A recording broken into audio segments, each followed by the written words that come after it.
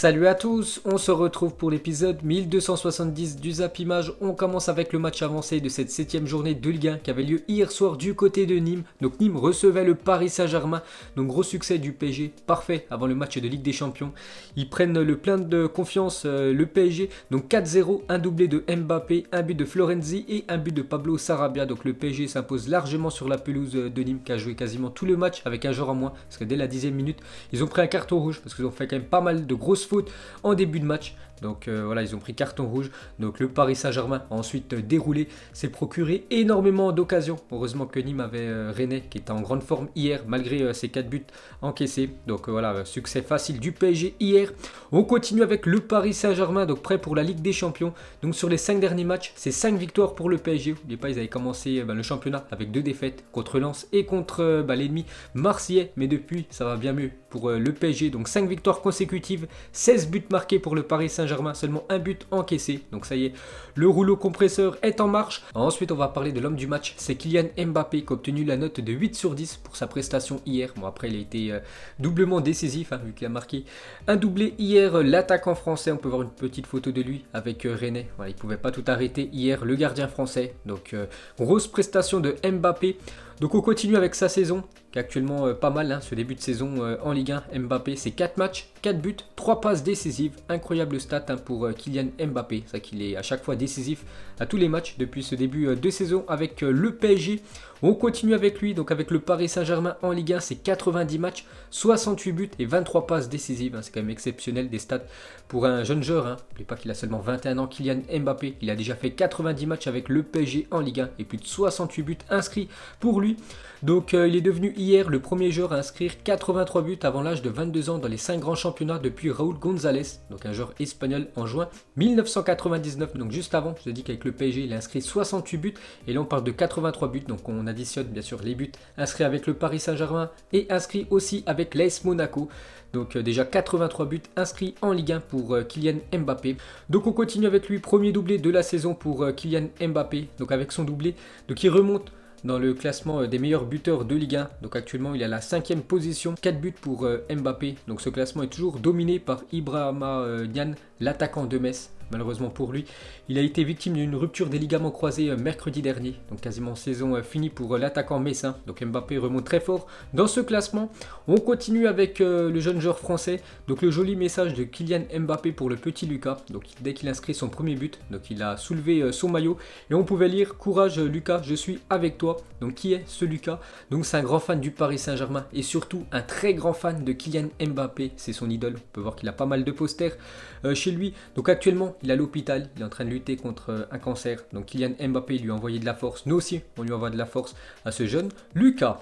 Ensuite, on va parler du seul point noir du PSG hier. C'est la sortie sur blessure de Paredes, le milieu argentin. Donc on sait que le Paris Saint-Germain joue dans quelques jours contre Manchester United. Il y a déjà pas mal de joueurs qui sont forfaits. Je pense à Icardi.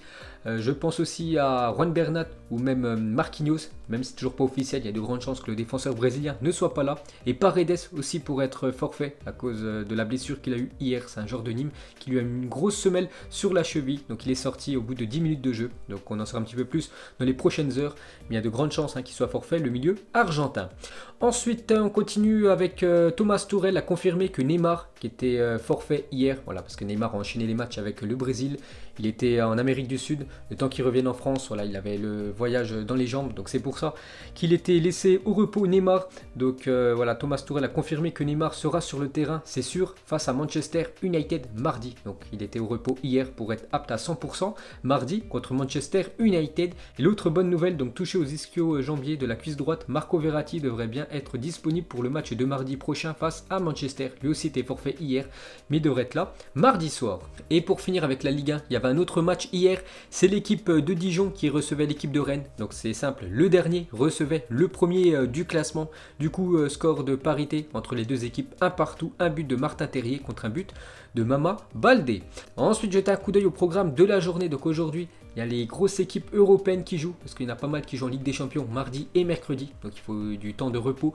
Donc par exemple, Marseille joue ce soir contre l'équipe de Bordeaux en Première Ligue. Dans quelques minutes, Everton contre l'équipe de Liverpool à 18h30. Manchester City reçoit l'équipe de Arsenal, énorme choc. Le Barça se déplace ce soir du côté de Retafe. En Italie, il y a des belles affiches à 15h. Naples, Atalanta, Bergame. 18h, le derby de Milan. L'Inter contre l'AC Milan. On peut voir aussi toutes les affiches en Allemagne. Donc aujourd'hui, c'est chargé niveau foot. Ensuite, on revient sur le match Everton-Liverpool, donc jour de derby de la Mersey.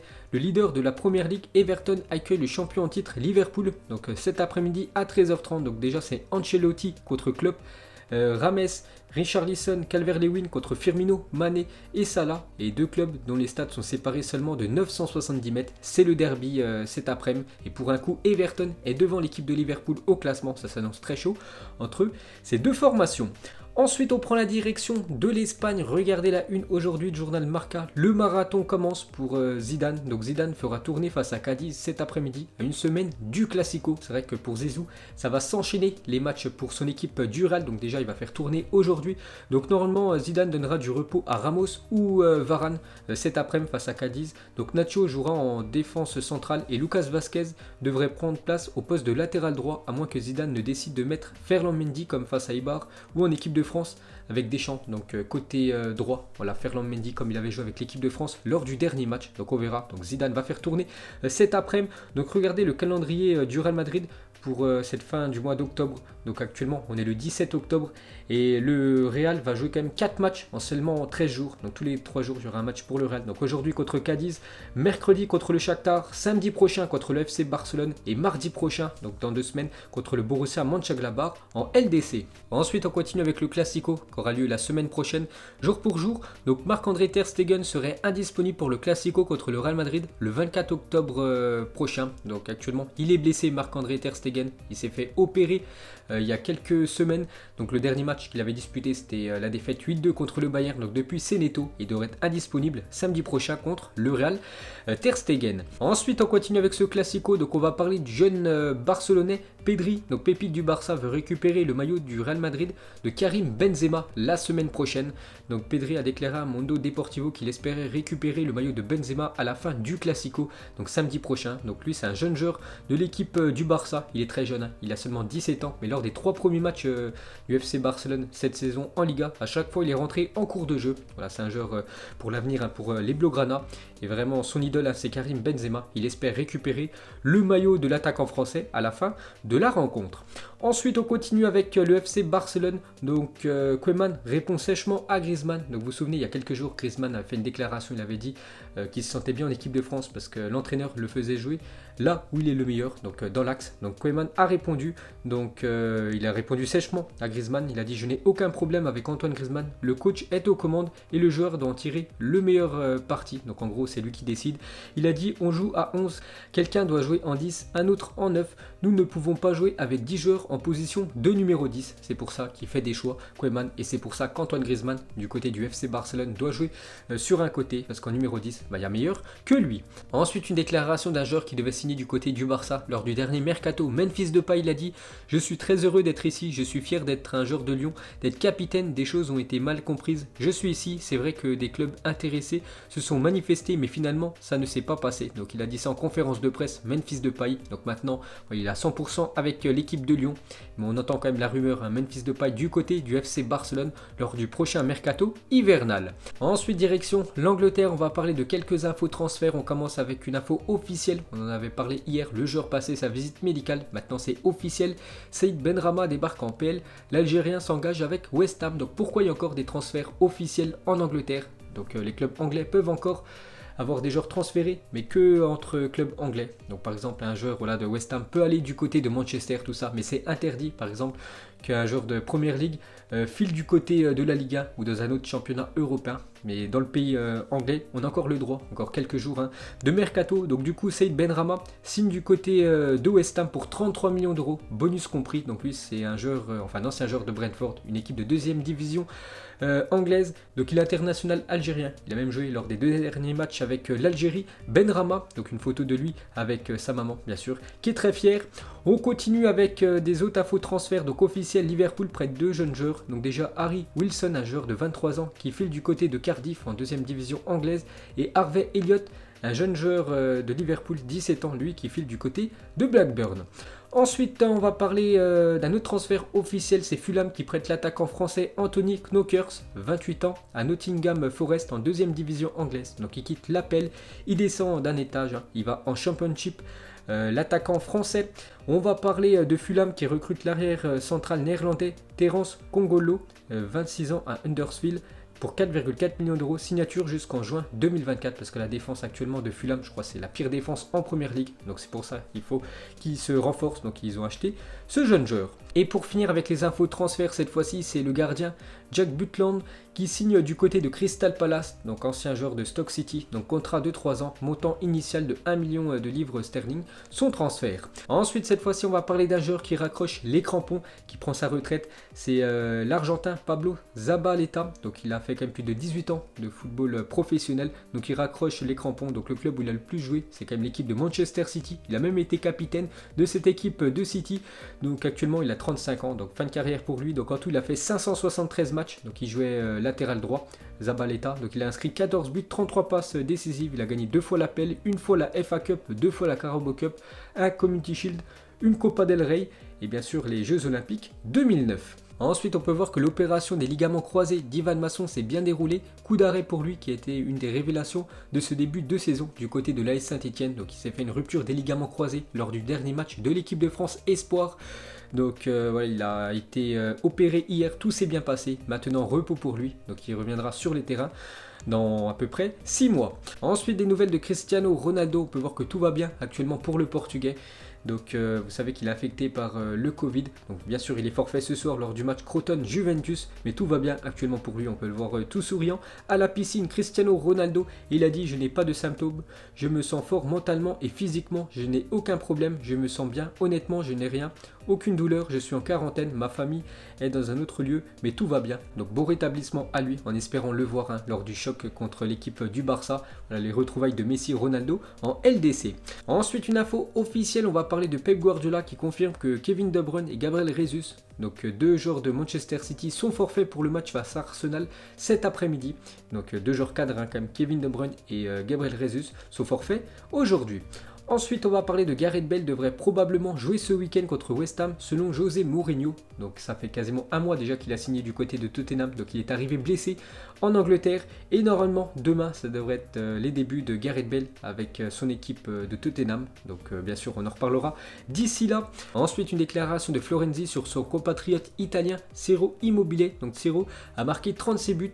Il a remporté le soulier d'or, mais on parle de lui comme s'il était un joueur normal. En Italie, nous le traitons comme le dernier des moins que rien, tandis que Lewandowski est sanctifié chez lui. Il devrait être un héros national. C'est vrai que Ciro Immobile, soulier d'or 2019, mais on parle très rarement de lui. C'est un joueur tellement sous-coté. Pourtant, il nous a fait une saison exceptionnelle la saison dernière avec l'équipe de la Lazio. Donc c'est vraiment dommage parce que c'est un joueur qui devrait être reconnu à sa juste valeur. Ensuite, l'avant-centre d'Hoffenheim, Kramaric, est élu joueur du mois de septembre en Bundesliga. Donc félicitations à lui. Je me souviens, il avait inscrit un doublé contre l'équipe du Bayern. Donc en tout, il a fait 2 matchs en septembre en Allemagne. Donc 2 matchs, 5 buts pour l'attaquant de Hoffenheim. Ensuite, une déclaration d'Arsène Wenger sur Hansi Flick, le coach du Bayern. Il a extrêmement bien fait les choses en arrivant au Bayern et a pris beaucoup de très bonnes décisions pour son équipe. Actuellement, c'est la meilleure équipe d'Europe, l'équipe du Bayern. Donc je suis entièrement d'accord avec Arsène Wenger et en plus pour moi, c'est les favoris pour remporter la future LDC, cette équipe du Bayern, parce qu'ils sont toujours aussi bons et se sont même renforcés avec les arrivées par exemple de Douglas Costa ou même de Leroy Sané. Ensuite, une déclaration de Choupo-Moting par rapport à son doublé avant-hier. Il a dit: je suis content d'être de retour en Allemagne, je suis content de mes 2 buts, ce fut un début réussi pour moi. C'est vrai que quand tu commences ton premier match avec ta nouvelle équipe et t'inscris un doublé, donc parfait ce départ pour Choupo-Moting. Ensuite, regardez la une du journal L'Équipe aujourd'hui, ranimer la flamme en une, et on peut voir quelques joueurs marseillais parce que ce soir à 21 h, Marseille reçoit l'équipe de Bordeaux. L'Orange Vélodrome sonnera encore désespérément creux ce soir face à Bordeaux vu que le match est à huis clos, mais l'OM espère toutefois s'y imposer pour la première fois cette saison. C'est vrai que Marseille a déjà joué quelques fois à domicile, mais à chaque fois soit ils se sont inclinés, soit ils ont fait match nul. Toujours pas de victoire pour l'OM au stade Vélodrome, donc ce serait bien de gagner avant le match du côté de l'Olympiakos mercredi prochain. Et une déclaration de Ricardo Carvalho, ancien grand défenseur portugais. Il a dit: Luis Enrique, qui sera peut-être titulaire ce soir, le jeune joueur brésilien qui a signé il y a quelques semaines du côté de l'OM. Donc il a du talent, il est très fort, il a des caractéristiques incroyables dans le 1 contre 1. Pour moi, c'est plutôt un ailier gauche qui peut rentrer à l'intérieur sur son pied droit. Il lui faudra du temps pour l'adaptation. C'est vrai que quand tu changes de championnat, du championnat brésilien au championnat européen, c'est pas les mêmes. Donc en espérant ce soir le voir titulaire, le jeune brésilien. Ensuite, regardez le nouveau classement FIFA qui a été mis à jour après cette semaine de matchs internationaux. Donc toujours la Belgique en première position, 1765 points pour la Belgique. Je crois que ça fait plus de 24 mois d'affilée quand même que la Belgique en première position du classement FIFA. La France est juste derrière, 1752, et le Brésil en troisième position. Après on peut voir les grandes nations comme l'Angleterre, le Portugal ou l'Espagne qui sont toujours dans ce top 10. Ensuite, regardez l'attaque du Real Madrid lors de la saison 2011-2012. Elle était tout simplement monstrueuse. Donc Cristiano Ronaldo, lors de cette saison, 60 buts et 15 passes D pour l'attaquant portugais. Benzema, 32 buts, 19 passes D. Higuaín, 26 buts, 13 passes D. Di Maria, 7 buts et 17 passes D. Et Ozil, 7 buts et 30 passes D. Elle est incroyable cette équipe du Real. Et on va finir ce Zap Image 1270. Il n'y aura pas de question de fin, juste une très belle photo de ce stade de foot aux Maldives. Regardez la plage juste derrière, magnifique image. Donc voilà les gars, la fin de ce Zap Image 1270. Donc si ça vous a plu, un petit like et on se retrouve demain pour le futur épisode. Ciao à tous!